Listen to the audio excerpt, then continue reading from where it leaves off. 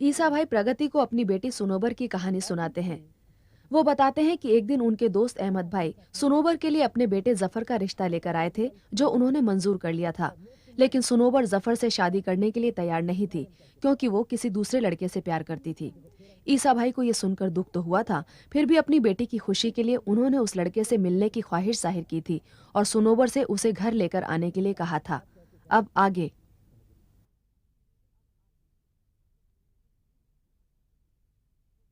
बेटी, ये तेरी उम्र नहीं है सोचने समझने की, कोई भी फैसला करने की। ये तेरी उम्र का तकाजा है, लेकिन सही फैसला माँ बाप ही करते हैं अपनी औलाद की भलाई की खातिर। और हमने तेरे लिए बिल्कुल सही फैसला किया है। ये तेरी जिंदगी का सवाल है बेटे। मेरी जिंदगी अब्बास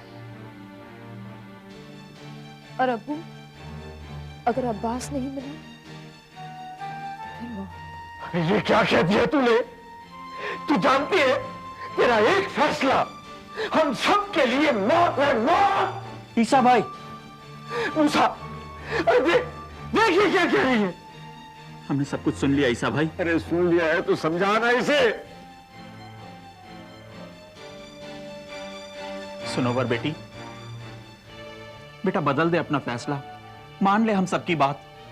चाचू जान, अब हमारा फैसला सिर्फ मौत बदल सकती है। मौत, मौत, मौत, मौत।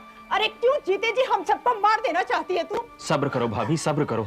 मुझे सब्र करने को कहते हो और इसे कुछ नहीं कहते। कहता हूं, इससे भी कहता हूं।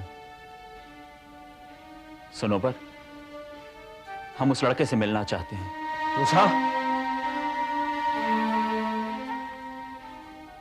ये तो क्या कह रहा है मूसा? मैं ठीक कह रहा हूं ईसा भाई, हम उस लड़के से जरूर मिलेंगे।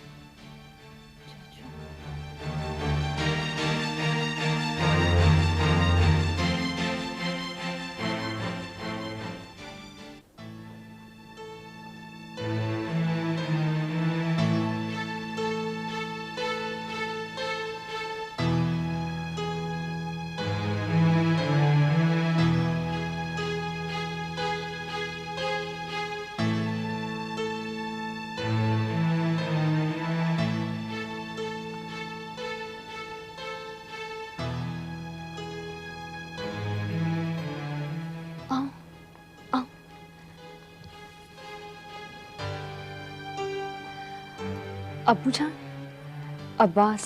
अस्सलाम वालेकुम। वालेकुम अस्सलाम। पूरा नाम क्या? जी अब्बास अली। वल्द? जी मैं इस दुनिया में अकेला हूँ। यतीम हो? बस यूं ही समझ लीजिए। रहते कहाँ हो? सात बंगला, कपासवाड़ी में। खुद का मकान होगा? जी नहीं, बैठी चाल में रहता हूँ। बैठी चाल? जी हाँ, गुप्ता जी की चाल में। मैं वहाँ किराए से रहता हूँ। काम क्या करते हो? फिलहाल बेकार हूँ।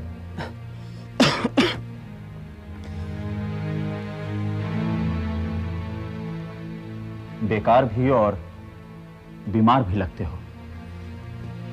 चाचू जान, ये बीमार नहीं है, दरअसल गलत सोबत में पड़कर उन्हें नशे की आदत लगी है।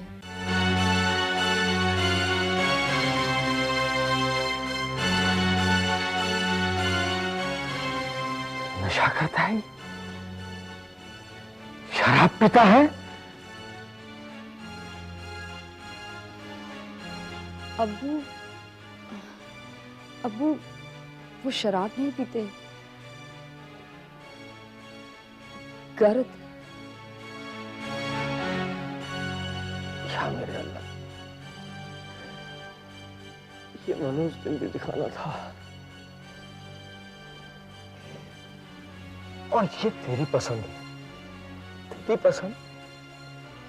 ये यतीम, लावारिस, बेकार, बेघर और नशेबाज। अब्बू जान, आप घर आए मेहमान की बेइज्जती कर रहे हैं। ये घर आया मेहमान नहीं है, ये घर बुलाया मेहमान है। हाँ, और इन्हें मैं अपने साथ लेकर आई हूँ अब्बू। बता बता, ऐसा कौन सा जादू किया तूने मेरी बेटी पर? अपनी गर्द का कौन सा ऐसा जहर पिलाया है इसे, जो ये सब कुछ भूलकर तेरे नाम की तस्बीह पढ़ती है? अब्बू, आप इन्हें कुछ नहीं कह सकते। इसे नहीं कहूंगा तो और किसको कहूंगा मैं? जो भी कहना है अब्बू, आप मुझसे कहिए। तो तू भी कान खोलकर सुन ले। तेरी शादी इससे नहीं हो सकती। कि तुझे खुशियां नहीं दे सकता बेटी, तेरी जिंदगी बर्बाद करके रख देगा। और नशे की लत उसे वक्त से पहले मौत की नींद सुला देगी। ये तुझे बेवा बना देगा बेटी। अब्बू, आप बाप होकर अपनी बेटी को ऐसी बददुआ तो न दो। अब मैं और कुछ नहीं सुनना चाहता। आप गलत समझ रहे हैं। मैंने सुनोर से वादा किया है कि मैं ये नशे की लत छोड़ दूंगा।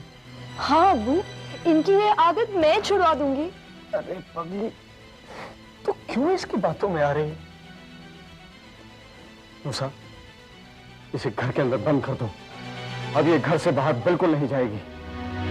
चलो बेटी, मैं कह रहा हूं चलो मेरे साथ। मैं कहता हूँ छोड़ दो सनोवर को, छोड़ दो सनोवर को। तेरी हिम्मत कैसे हुई मेरी बेटी को हाथ लगाने की? दफा हो जा मेरे घर से। चाचू, छोड़ दीजिए मुझे। अब्बास,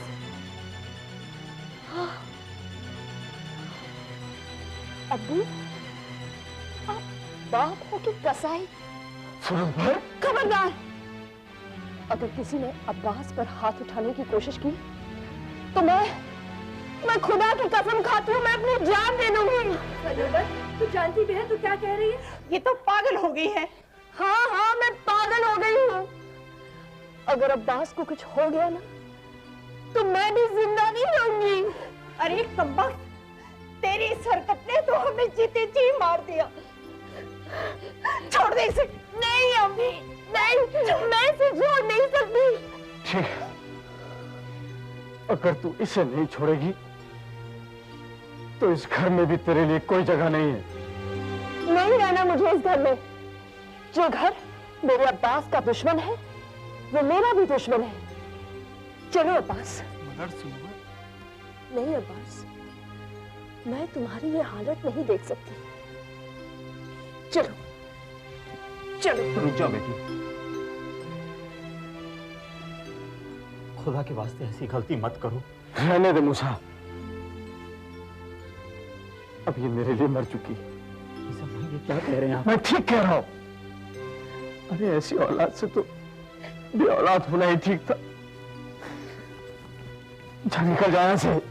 चलो अब्बास। रुक जाओ बेटी। चला जाओ। अगर किसी ने इसे रोका तो मेरा मरा हुआ मुंह देखोगी।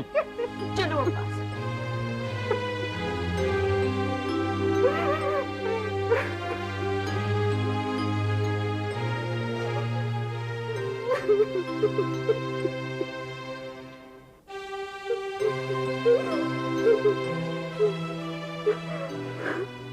सजिदा, दुआ करो कि अल्लाह हमें मौत दे दे। मौत।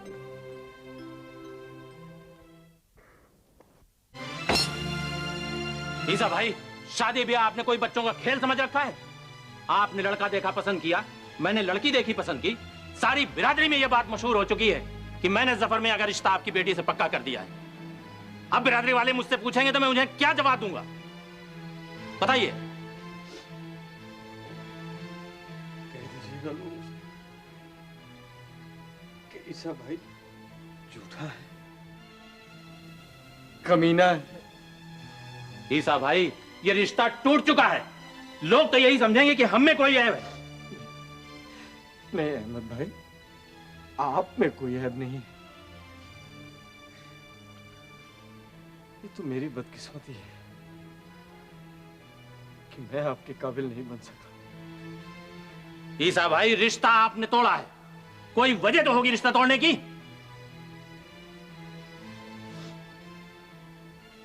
इसका कोई जवाब नहीं है मेरे पास। क्यों नहीं है जवाब? जवाब क्यों नहीं है? अहमद मियां,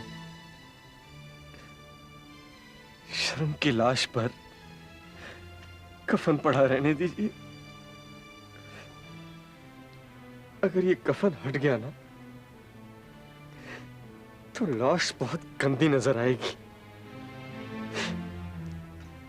आप मेरी इस मजबूरी को हठधर्मी मत समझिए। अगर आप कहेंगे तो मैं बिरादरी के सामने कहूंगा कि अहमद मियां में कोई ऐब नहीं है। बुराई है तो मुझ में है। उसके बाद लोग जो सजा दें मुझे मंजूर है। ईसा भाई, अब मैं तुमसे कोई सवाल नहीं पूछूंगा, क्योंकि तुम्हारी इज्जत हमारी इज्जत है। लेकिन एक बात याद रखना दोस्त, ये रिश्ता भले ही टूट जाए लेकिन दोस्ती का रिश्ता नहीं टूटना चाहिए।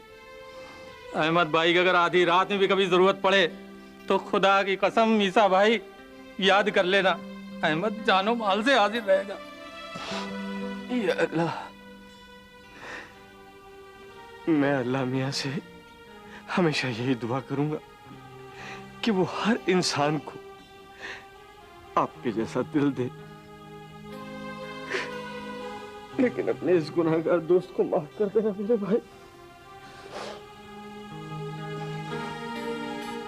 माँ बाप का सर हमेशा अपनी औलाद की खातिर ही झुकता है, और मैं भी अपनी औलाद की खातिर बड़ा मजबूर हूं भाई।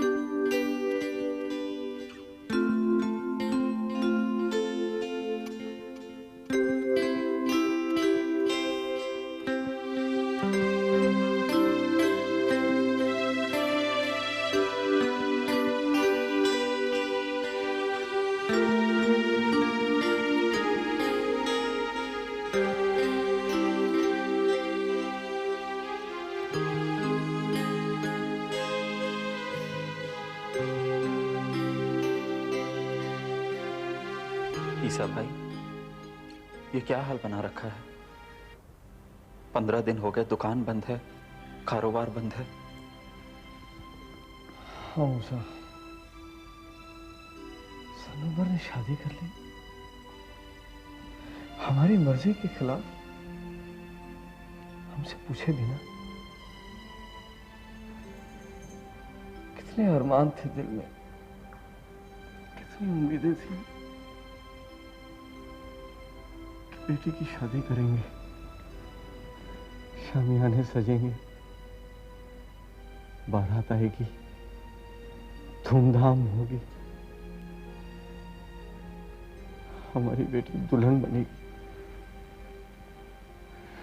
उसे हम अपने दामाद के हवाले करेंगे और फिर रोती आंखों से उसकी विदाई करेंगे। ये सब कुछ धूल में मिल गया, वो चली गई, हमारे दिल में एक दाग लगाकर बदनामी का।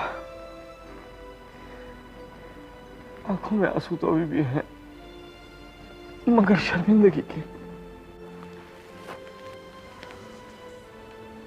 अल्लाह बड़ा कारसाज है ईसा भाई, उसकी मर्जी के आगे तो एक पत्ता भी नहीं हिलता। और हमारे बुजुर्गों ने कहा है ना, जोड़े तो आसमान पर बनते हैं। इस बात को भी खुदा की मर्जी समझ के भूल जाओ ईसा भाई।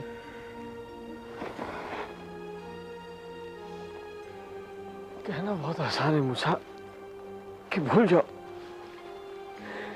मगर अल्लाह जानता है कि भूलना बहुत मुश्किल है। ईसा भाई 16 आने सच बोलता है। औलाद के गम को भुला पाना मुमकिन नहीं है। ईसा भाई, एक बात कहूं, आप बुरा तो नहीं मानेंगे ना? तेरी किसी बात का मैंने कभी बुरा माना है पगले? बोल क्या बात? हम सुनोबर के पास चलते हैं। क्या? हाँ ईसा भाई, हम सुनोबर के पास चलते हैं और उसकी सारी गलतियों को माफ कर देते हैं। अब्बास की भी सारी खताएं हम माफ कर देंगे और उन दोनों को वापस अपने घर ले आएंगे। ईसा भाई, तुझे मालूम है तू क्या कह रहा है? मैं जानता हूं ईसा भाई मैं क्या कह रहा हूं, मगर ये मत भूलो कि सुनोबर ने अब्बास से शादी की है। वो उसका शौहर है, हमारा दामाद। ईसा भाई, ये रिश्ता तो बन चुका है, इसे तुम या मैं कोई नहीं बदल सकता। मगर अब्बास अच्छा लड़का नहीं है, वो नशेबाज है। तो हम उसे सुधार देंगे ईसा भाई। अपने साथ उसे कारोबार में लगा करके हम उसे सुनोबर के काबिल बना देंगे ईसा भाई। नहीं, ये नामुमकिन है। क्यों नामुमकिन है ईसा भाई, क्यों नामुमकिन है? क्या कोई बिगड़ा हुआ आदमी सुधर नहीं सकता? क्या कोई बीमार अच्छा नहीं हो सकता? लेकिन दुनिया वाले क्या कहेंगे? दुनिया सिर्फ 4 दिनों की बात होती है ईसा भाई। सुनोबर और अब्बास के घर में आते ही हमारी सारी बिगड़ी बातें सुधर जाएंगी, सारी खुशियां लौट आएंगी ईसा भाई। और जहां तक दुनिया का सवाल है, उनका क्या? वो तो रोने वालों के साथ रोती है, हंसने वालों के साथ हंसती है। फिर भी क्या ईसा भाई, फिर भी क्या? अगर अब्बास हमारा बेटा होता तो क्या हम उसे इस तरह से छोड़ देते? नहीं, नहीं।